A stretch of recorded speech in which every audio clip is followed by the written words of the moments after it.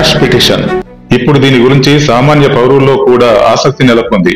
ఎందుకంటే రీసెంట్ గా దర్యాప్తు సంస్థలు కేసు నమోదు చేసి నిందితులను అరెస్టు చేస్తారనే ప్రచారం జరిగేలోపే సంబంధిత నిందితులు అరెస్టు కాకుండా కేసు నిలిపివేసేందుకు, కొట్టివేసేందుకు ఈ పిటిషన్ ను వాడుతున్నారు. అయితే ఫలితాలు మాత్రం అంత సులభంగా రావట్లేదు. ఇంతకీ క్వాష్ పిటిషన్ అంటే ఏంటి? ఈ పిటిషన్ ను ఎందుకు దాఖలు చేస్తారు? ఎవరు దాఖలు చేస్తారు? ఈ పిటిషన్ ఉద్దేశం ఏంటి? న్యాయ వ్యవస్థలో దీన్ని ఎందుకు వాడతారు? న్యాయ నిపుణుల నుంచి సేకరించిన వివరాల ప్రకారం సమాచారాన్ని మీ ముందుకు తీసుకొచ్చింది నేషన్ ట్రెండ్స్ ఛానల్. మారుతున్న పరిస్థితులకు అనుగుణంగా వైద్యం, చట్టంపై ప్రజల్లో అవగాహన కలుగుతోంది. అయితే ఆయా రంగాల నిపుణులకు తెలిసినంత సమాచారం తెలియకపోయినా ప్రతి ఒక్కరూ చట్టంపై కనీస అవగాహన కలిగి ఉండాల్సిన అవసరం ఉంది. ఈ నేపథ్యంలో క్వాష్ పిటిషన్ గురించి కూడా అవగాహన కలిగి ఉండాల్సిన అవసరం ప్రతి పౌరునికి ఉంది.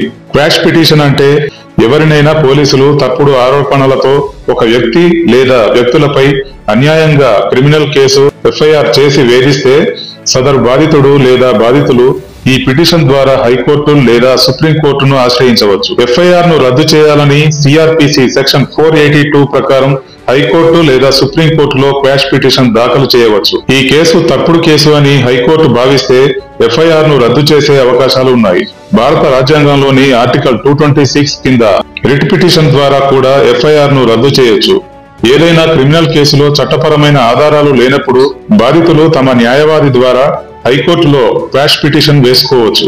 అయితే ఇటీవల ఫార్ములా ఈ కార్ రేస్ కేసులో కేటీఆర్ తనపై ఎలాంటి ఆధారాలు లేకుండా తప్పుడు కేసు నమోదైందని, ఆ కేసును కొట్టివేయాలని, నిలిపివేయాలని కోరుతూ హైకోర్టులో క్వాష్ పిటిషన్ దాఖలు చేశారు. కాగా కోర్టు కేటీఆర్ పిటిషన్ ను కొట్టివేసింది. అలాగే పలు కేసుల్లో పలువురు రాజకీయ నేతలు కూడా ఈ పిటిషన్ నే వాడుకున్నారు. అయినప్పటికీ ఆ కేసుల్లో కూడా కోర్టు తీర్పుల్లో వారికి చుక్కెదురే అయింది. ఇక్కడ మనం గమనించాల్సిన విషయం ఏమిటంటే క్వాష్ పిటిషన్ వేసినంత మాత్రాన ఆ కేసు ఉద్దేశపూర్వకంగా వేశారా, ఆధారాలేంటి అని న్యాయమూర్తులు విచారణ జరపకుండా, వాద ప్రతివాదనలు వినకుండా ఏకపక్షంగా పిటిషనర్ కు మద్దతుగా తీర్పు ఇవ్వరు అనే విషయాన్ని గమనించాల్సిన అవసరం ఉంది. ఒకవేళ సామాన్యులపై ఉద్దేశపూర్వకంగా ఆ వ్యక్తికి సంబంధం లేని కేసులో ఆధారాలు లేకుండా ఇరికించాలని, వేధించాలని చూసినప్పుడు మాత్రమే ఈ పిటిషన్ ద్వారా సదరు వ్యక్తికి న్యాయం జరుగుతుందని భావించవచ్చు. ఇది క్లుప్తంగా న్యాయ వ్యవస్థలో క్వాష్ పిటిషన్ గురించిన సమాచారం. మరో ఇంట్రెస్టింగ్ అంశంతో మళ్లీ మీ ముందుకు వస్తాం. అంతవరకు stay tune to nation trends Telugu.